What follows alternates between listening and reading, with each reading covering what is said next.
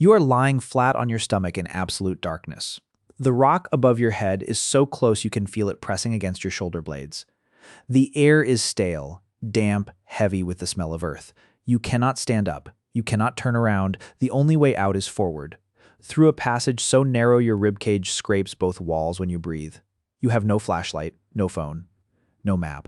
Just a handful of burning animal fat and a hollowed-out rock, throwing a weak orange glow about 2 feet in front of your face. Behind you, the entrance is a distant memory. Ahead of you, nothing but stone and silence. You are a human being, a species that evolved on open grasslands under open skies, built for running, for scanning horizons, for sunlight. And right now, you are doing the single most unnatural thing your body was designed to do. You are crawling into the earth. And somehow, for reasons that stretch back tens of thousands of years, you decided this was a good idea. So how did humans discover tunnels? How did a species built for the surface end up underneath it? The answer is older than civilization, older than farming, older than language possibly, and it begins not with digging, but with walking into something that was already there. Humans did not invent tunnels, nature did. Lightning struck sand and fused it into hollow glass tubes. Volcanoes poured lava that cooled into tubular caverns. Water dissolved limestone over millions of years, carving out vast networks of underground passages that stretched for kilometers beneath mountain ranges. Tunnels existed on this planet for billions of years before anything with legs walked into one. And when early hominins finally did walk into one, they did not dig it, did not plan it, did not engineer it. They just found a hole in a hillside and went inside. At Wonderwerk Cave in South Africa's Northern Cape Province, a team led by Michael Chazan of the University of Toronto and Leora Kolska-Horwitz of the Hebrew University analyzed sediment from roughly 30 meters deep inside the cave. In 2012, they published evidence of burned bone fragments and ashed plant remains dating to roughly 1 million years ago. 1 million, that is the earliest secure evidence of controlled fire use deep inside a subterranean space. Homo erectus was not just poking their head into a cave entrance. They were bringing fire 30 meters in, past the point where any sunlight could reach, and staying there long enough to leave ash behind. They were making the dark habitable. And that is the first piece of the tunnel story. Before anyone dug anything, they learned that the underground could keep you alive. But shelter was not the only reason humans went underground. And the evidence for that is sitting 336 meters inside a mountain in southwestern France. At Bruniquel Cave, deep in total darkness, Neanderthals did something that has no practical explanation. In 2016, a team led by Jacques Joubert of the University of Bordeaux published findings in Nature showing that roughly 176,500 years ago, Neanderthals broke off approximately 400 stalagmites totaling 22 metric tons of stone and arranged them into 2 large circular structures with evidence of internal hearths. That is not shelter. Nobody needs shelter 336 meters inside a mountain. That is not storage. That is something else entirely. The earliest known human-built structure underground, and nobody is entirely sure what it was for. Think about what that tells you about tunnels. 176,000 years ago, before our species even existed, a different kind of human walked a third of a kilometer into a mountain in complete darkness, carrying fire and built something. Whatever was driving them underground, it was not just about staying dry. Something about the dark, the enclosed space, the feeling of being inside the earth itself mattered to them. And that impulse, that strange pull toward the underground, is the seed from which every tunnel in history grew. But here's the thing. Using a cave is not the same as making one. Walking into a hole that already exists and digging a hole that does not are separated by an enormous cognitive leap. One is exploration. The other is engineering, and the first humans to cross that line did it for a reason that might surprise you. They wanted red paint. In Eswatini, on a ridge called Bomvu, there is a site called Lion Cavern. In the late 1960s, archaeologist Peter Beaumont and Professor Raymond Dart excavated it and found something extraordinary. Roughly 43,000 years ago, Middle Stone Age miners had driven tunnels and caverns into an iron-bearing hillside to extract specularite and hematite, both forms of red ochre. They left behind over 300,000 specialized mining tools, heavy dolerite hammerstones, stone chisels, picks. This was not a handful of people scratching at a surface deposit. This was organized, sustained, large-scale subterranean excavation 43,000 years ago. The oldest known deliberately dug tunnel on Earth was not for water, not for shelter, not for transportation. It was for the red powder they smeared on their bodies, their tools, and their dead. Why does that matter for the discovery of tunnels? Because it tells you the first tunnel was not practical. It was symbolic. People went underground because they wanted something the surface could not give them. And that pattern repeats across the entire history of tunneling. Every major leap forward happens because someone needs something badly enough to dig through solid rock to get it. And once they started digging, they did not stop.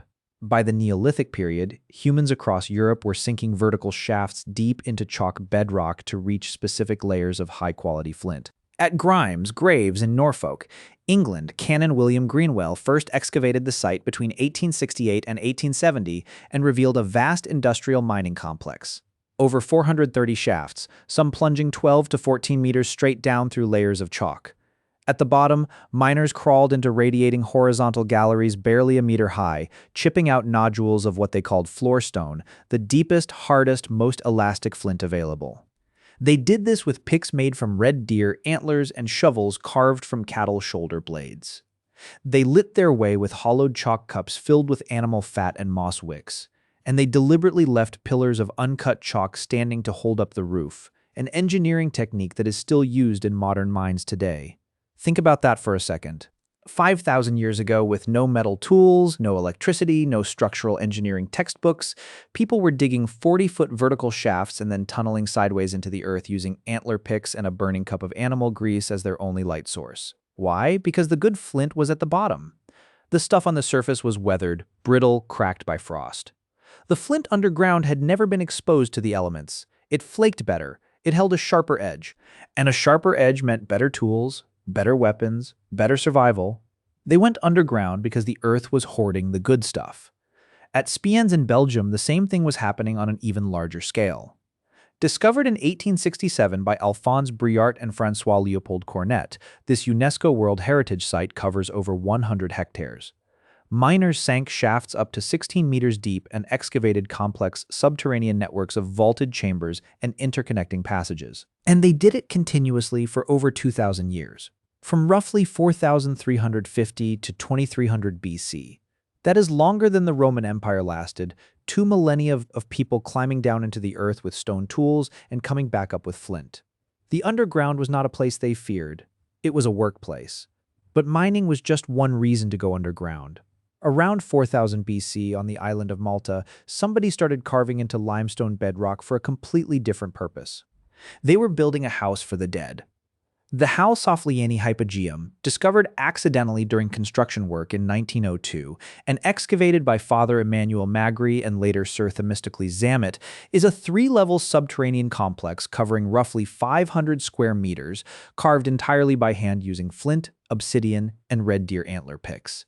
It contains interconnected chambers, false lintels, and a room called the Oracle Chamber that produces a deep acoustic resonance at roughly 110 Hz. Neuroacoustic studies have shown that sound frequencies around 110 Hz alter activity in the emotional and language centers of the human brain.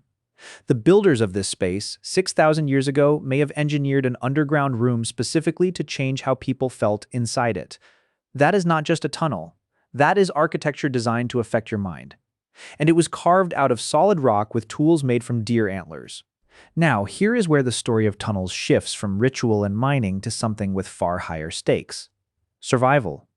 In Persia, modern-day Iran, sometime during the early 1st millennium BC, a technology emerged that would sustain entire civilizations in some of the driest terrain on Earth. The qanat. Here's how it works. You sink a deep vertical shaft, called a mother well, into an aquifer at the base of a mountain.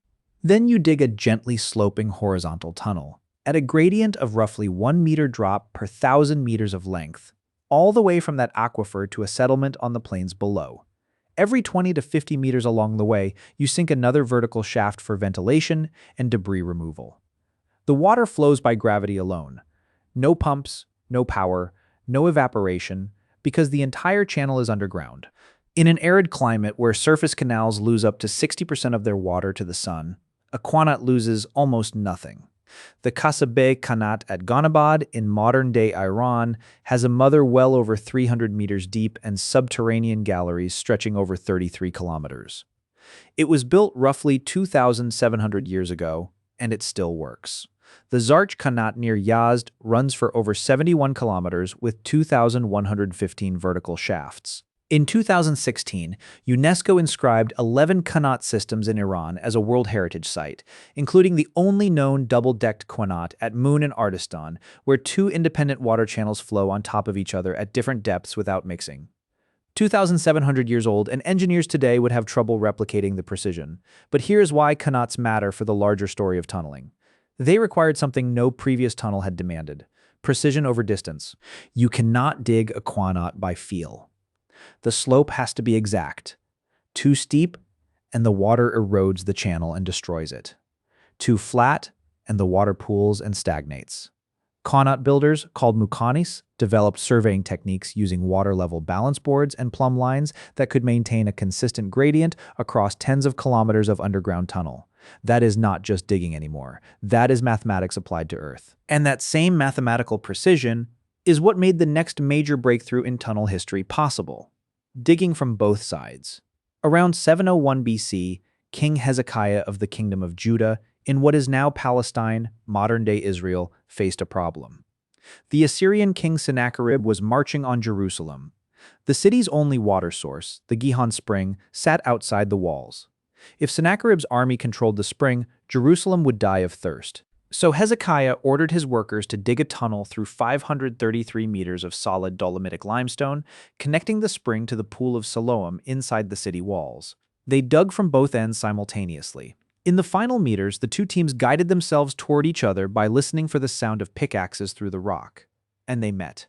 We know this because of the Siloam inscription, discovered in 1880 by a student named Jacob Eliyahu while wading through the tunnel carved into the wall in Paleo-Hebrew script.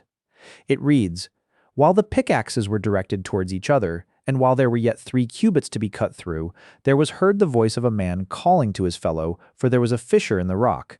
And on the day of the breakthrough the miners struck, each toward his fellow pick against pick, and the water flowed from the spring to the pool, 1,200 cubits. That is a construction report carved into stone 2,700 years ago, and it describes acoustic homing. Two teams navigating toward each other underground by sound alone. That is what tunneling looked like before GPS. But Hezekiah's tunnel, impressive as it was a relatively short, winding passage. About 170 years later, on the Greek island of Samos, an engineer named Eupalinos of Megara was about to attempt something that should have been impossible. Around 530 BC, the tyrant Polycrates commissioned Eupalinos to build a water tunnel straight through Mount Castro. The mountain was too high for vertical shafts. So Eupalinos did what Hezekiah's builders had done: he dug from both sides. But unlike Hezekiah's 533-meter tunnel, this one was 1,036 meters long through solid limestone under 170 meters of mountain. And here's where it gets genuinely brilliant. Eupalinos knew that if both teams dug in a perfectly straight line, even a tiny surveying error would cause them to miss each other completely. They would tunnel right past each other inside the mountain and never connect. So he designed a deliberate geometrical trap. Near the center, both teams made intentional angular turns, a dogleg, that widened the target area to a 17-meter capture envelope. When the two headings finally met, the horizontal error was less than 60 centimeters. The vertical error was practically zero. Herodotus, writing a generation later, called it one of the 3 greatest engineering works of the Greeks. Hermann Kienast of the German Archaeological Institute fully surveyed and documented it in the 1970s and confirmed the precision. A mathematical solution to a tunneling problem, executed in the 6th century BC with iron picks and oil lamps. No computers, no lasers, just geometry and nerve, so tunnels could bring water to a city. But they could also bring soldiers into one. During the siege of Veii in 396 BC, the Roman dictator Marcus Furius Camillus ended a 10-year standoff by ordering his soldiers to dig a tunnel directly underneath the city's defensive walls, emerging through the floor of the Temple of Juno inside the citadel. The war ended from below, and siege tunneling became a standard military tactic across the ancient world. Attackers dug sap tunnels to collapse walls. Defenders dug countermines to intercept them underground. And the battles that happened in those tunnels were some of the most terrifying engagements in ancient warfare. The proof is at Dura Europos, a Roman garrison city on the Euphrates in what is now eastern Syria. In 256 AD, Sasanian Persian sappers dug a tunnel beneath the city's Tower 19 to collapse the wall. Roman defenders dug a countermine to intercept them. When the Roman soldiers broke through into the Sasanian tunnel, the Persians were ready. They ignited a brazier of bitumen crystals and sulfur, pumping dense clouds of sulfur dioxide gas into the passage. In 2009, archaeologist Simon James of the University of Leicester reanalyzed skeletal remains from the tunnel and found 19 Roman soldiers and one Persian sapper who had asphyxiated within seconds, their bodies stacked exactly where they fell. The earliest verified chemical weapon attack in recorded history happened underground, in a tunnel, 1,770 years ago. And then the Romans, as they did with most things, industrialized tunneling on a scale nobody else had attempted. The tunnel that Emperor Claudius built between 41 and 52 AD to drain Lake Fucino in central Italy was 5.6 kilometers long, driven through Mount Salviano using over 32 vertical shafts, some exceeding 120 meters deep, allowing more than 80 teams of miners to excavate simultaneously from dozens of underground faces. It required 30,000 laborers working for 11 years. The historians Tacitus and Suetonius both recorded it. And here is the fact that puts it in perspective. The Claudius tunnel held the record as the longest tunnel on Earth for over 1,800 years. Nobody built a longer one until 1871. An emperor who was famously mocked by the Roman elite for being clumsy and stuttering built something that remained the longest tunnel in the world for nearly 2 millennia. That is a legacy. At Naples, the architect Lucius Cocceius Octus carved the Crypta Neapolitana through the volcanic tuff of Posillipo Hill in 37 BC. A 700-meter road tunnel connecting Naples to Pozzuoli. The philosopher Seneca famously traveled through it and complained in his letters. "Nothing could be longer than that prison," he wrote, "nothing dimmer than those torches, we were choked with dust." The first recorded one-star tunnel review. And there is one Roman tunnel story that is too good not to mention. In 152 AD, a hydraulic engineer named Nonius Datus of the 3rd Legion Augusta surveyed an aqueduct tunnel through a mountain near Saldai, in what is now Béjaïa, Algeria. 2 excavation teams started from opposite sides. They missed each other. The upper team drifted south, the lower team drifted north. They tunneled right past each other inside the mountain and never connected. Nonius Datus was summoned back, reassessed the geometry, and directed the construction of a transverse link connecting both galleries. The whole debacle was inscribed on a stone cippus discovered in 1866. Even the Romans had bad days. For the next 1,000 years, tunneling advanced slowly. Fire setting, the ancient technique of heating rock faces with roaring fires and dousing them with cold water to crack them through thermal shock, remained the primary excavation method. In the deep mines of Central Europe, the Harz Mountains, the Ore Mountains, Freiberg miners were pushing shafts deeper and developing mechanical ventilation powered by water wheels and bellows forcing air through hollowed log ducts. Georgius Agricola documented the full state of underground engineering in De Re Metallica in 1556, the most comprehensive mining textbook the world had ever seen. And then, on February 8, 1627, everything changed. At the Oberbiberschlag mine in Chemnitz, now Banska Štiavnica in Slovakia, a Tyrolean mining engineer named Caspar Weindl packed black powder into hand-drilled boreholes in hard rock and detonated them before an audience of imperial mining officials. It was the first documented use of explosives to break rock underground. In a single demonstration, Weindl made every fire-setting technique in history obsolete. Gunpowder blasting spread across European mining within decades. And in 1679, engineer Pierre-Paul Riquet used the same technique to blast the 165-meter Malpas tunnel on the Canal du Midi in France, the first civil transport tunnel ever built with explosives. But explosives solved only half the problem. You could blow up hard rock, but in soft waterlogged ground, under rivers, under cities, the earth collapsed on top of you before you could shore it up. The Thames in London had defeated every attempt to tunnel beneath it. The riverbed was soft, saturated silt and gravel. It simply caved in. Then a French-born engineer named Marc Isambard Brunel looked at a worm. In 1818, Brunel patented the tunneling shield after studying the anatomy of Teredo navalis, the naval shipworm. This creature bores through oak ship timbers using a 2-part hard shell on its head while simultaneously secreting a smooth, calcified lining behind itself. It digs and reinforces in one continuous motion. Brunel built a mechanical version. A 90-ton rectangular cast iron frame with 36 modular cells arranged in 3 tiers. Miners removed wooden boards one at a time, dug out 4.5 inches of riverbed mud, replaced the boards, and drove the shield forward with screwjacks while bricklayers built masonry lining immediately behind them. His son, Isambard Kingdom Brunel, served as resident engineer. The Thames Tunnel took 18 years to build. The river broke through 5 times. On January 12, 1828, a catastrophic flood killed 6 workers and nearly killed the younger Brunel, who was swept up the shaft unconscious by surging water. At least 10 men died over the course of construction from drowning, methane gas, and sewage contamination. Work stopped for 7 years because the money ran out. But on March 25, 1843, the tunnel opened. 366 meters long, beneath a tidal river, in soft ground, held up by a technique copied from a shipworm. It is still in use today as part of the London Overground network, a tunnel inspired by a mollusk built by a man who almost drowned in it, carrying passengers 183 years later. That is what engineering looks like when you refuse to give up. And the breakthroughs kept coming faster now. In 1857, construction began on the Mont Cenis Tunnel, later called the Frejus Tunnel, connecting France and Italy through the Alps. Chief engineer Germain Sawmiller introduced the pneumatic compressed air rock drill in 1861. Hand drilling had managed 20 to 30 centimeters per day. Sawmiller's drills pushed that to over 2 meters per day. Alfred Nobel's dynamite, patented in 1867, arrived mid-construction and accelerated the work further. On Christmas Day, 1870, after 13 years, the 2 teams met beneath the mountain. The horizontal error was under 30 centimeters across a distance of 2 kilometers, drilled without a single intermediate shaft.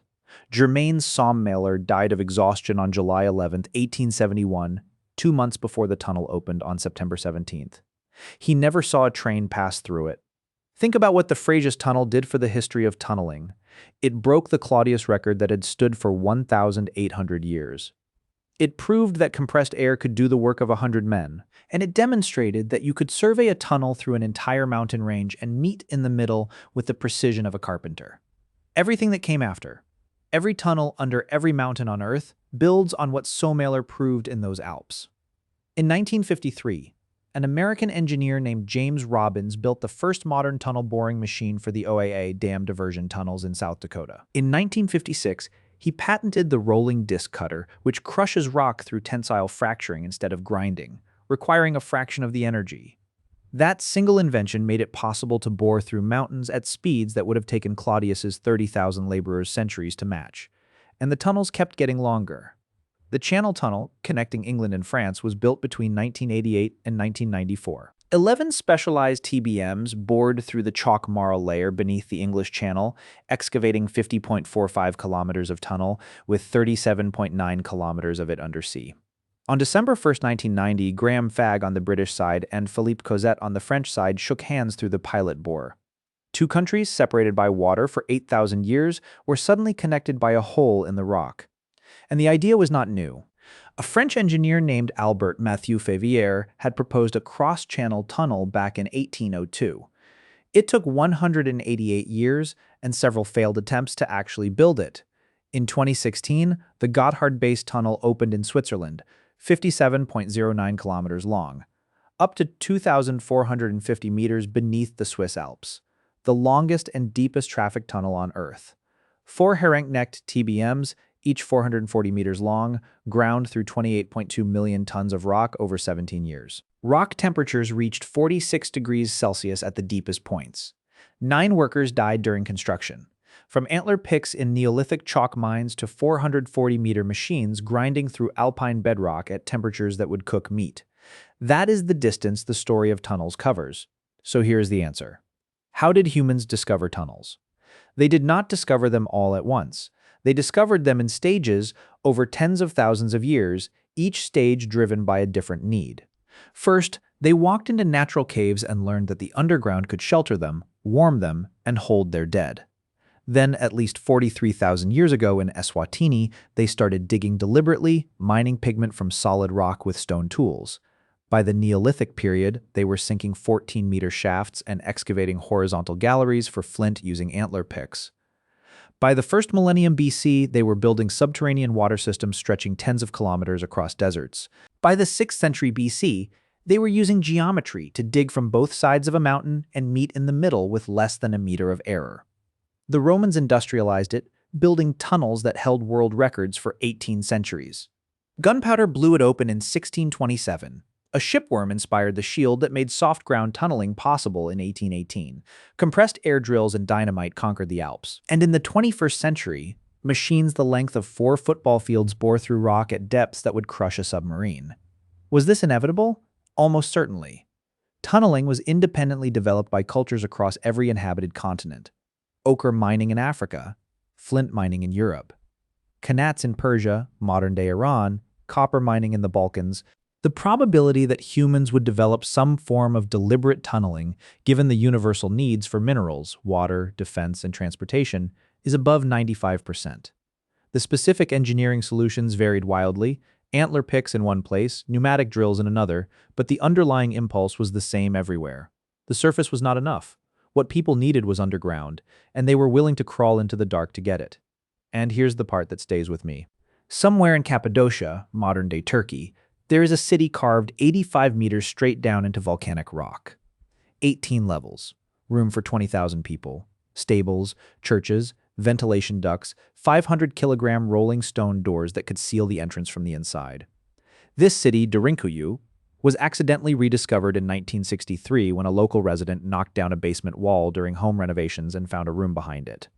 And behind that room, another room, and another, and another. An entire underground city, sitting there in silence, waiting for someone to break through. And that, when you think about it, is the entire history of tunnels. The Earth was always hollow in places. Humans just kept finding new reasons to make it more so. Tonight, somewhere beneath your feet, there is a tunnel, maybe a subway, maybe a sewer, maybe a fiber optic cable, carrying the data that brought this video to your screen. You do not think about it, nobody does. But every one of those tunnels exists because roughly 43,000 years ago, someone looked at a hillside, picked up a stone, and decided that whatever was inside that rock was worth digging for. They were right, and we have not stopped digging since. If you made it this far, do us a favor. Hit that like button, share this video with someone who would find it interesting, and if you have not already, subscribe. Drop a comment and tell us what topic we should try next. And if you want to keep going, the next video is already on screen. We will see you there.